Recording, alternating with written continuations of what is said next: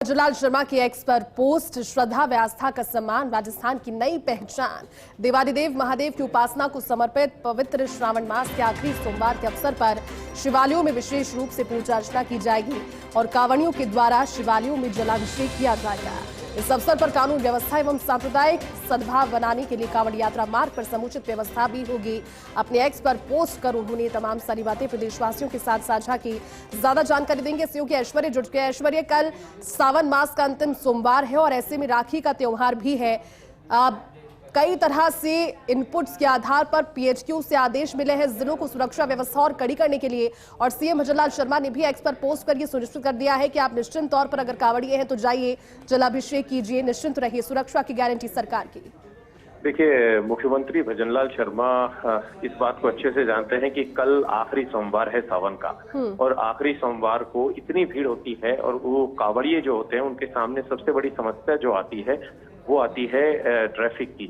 यातायात सुगम हो, यातायात सुगम होने के अलावा सुरक्षा व्यवस्था उन्हें मिले, तो मुख्यमंत्री ने इसे देखते हुए निर्णय लिया है। और मुख्यमंत्री की सोच यही है कि कांवड़ियों को किसी तरीके की तकलीफ ना हो, और जयपुर जिले से लेकर पूरे राजस्थान में कांवड़ियों की अच्छी खासी संख्या आप देख सकते हैं। अमूमन अच्छी खासी संख्या कांवड़ियों की होती है और वो कांवड़ लेकर अपने आराध्य देव को अभिषेक के लिए जाते हैं। और मुख्यमंत्री ने ये इसलिए भी फैसला किया है कि कई बार जो वाहन होते हैं वो बहुत तेज गति से आते हैं, और तेज गति से आते हुए कोई बात नहीं, व्यवस्थाएं तो फिर भी सेकेंडरी चीज हो जाती है कि किसी के लिए खाने पीने की व्यवस्था करना है, तमाम दूसरी चीजें हैं, लेकिन सबसे ज्यादा महत्वपूर्ण और प्राथमिक चीज होती है यातायात सही रहे। दूसरा, ट्रैफिक के दौरान जब वो पैदल सड़क पर चले तो उन्हें किसी तरीके की तकलीफ का सामना ना करना पड़े, क्योंकि कई बार कई वाहन इस तरीके से आ जाते हैं। इवन हम इस चीज से इनकार नहीं कर सकते कि कई लोग शराब पीकर भी वाहन चला लेते हैं और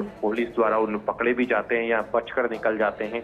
ये एक बड़ी चुनौती होती है, तो ट्रैफिक भी बेहतर हो। और जब पुलिसकर्मी साथ चलेंगे, कांवड़ यात्राएं जैसे बड़ी संख्या में चल रही है, किसी रूट पर बड़े कांवड़ यात्री चल रहे हैं, तो उस रूट पर पुलिस के जो वाहन है वो भी आगे पीछे सुरक्षा के बंदोबस्त से रहेंगे। और कहीं यदि पुलिस या प्रशासन के द्वारा अच्छे तरीके से सुरक्षा नहीं दी गई, सुगम यातायात नहीं किया गया, तो ये भी तय मानकर चलिए कि अगली जो लिस्ट आएगी उस लिस्ट में हो सकता है कि किसी का तबादला हो जाए या किसी के ऊपर एक्शन भी लिया जाए।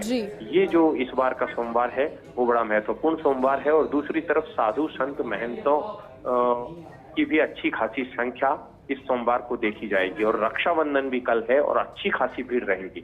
रक्षाबंधन के मौके पर ट्रैफिक बहुत होता है जयती, ट्रैफिक इतना होता है कि जितने भी बस स्टैंड है, अगर हम जयपुर का उदाहरण ले मिसाल के तौर पर, तो जयपुर सिंधी कैंप चले जाइए आप, या नारायण सिंह सर्किल, ट्रांसपोर्ट नगर, सीकर रोड, कहीं भी चले जाइए, वाहनों में जगह नहीं मिलती है लोगों को। ऊपर नीचे तक भर के जाती हैं बसें, या फिर जो वाहन है, कोई निजी वाहन से जाता है, कोई मोटरसाइकिल से जाता है, तो विशेष व्यवस्थाओं की आवश्यकता स्वाभाविक रूप से पड़ जाती है।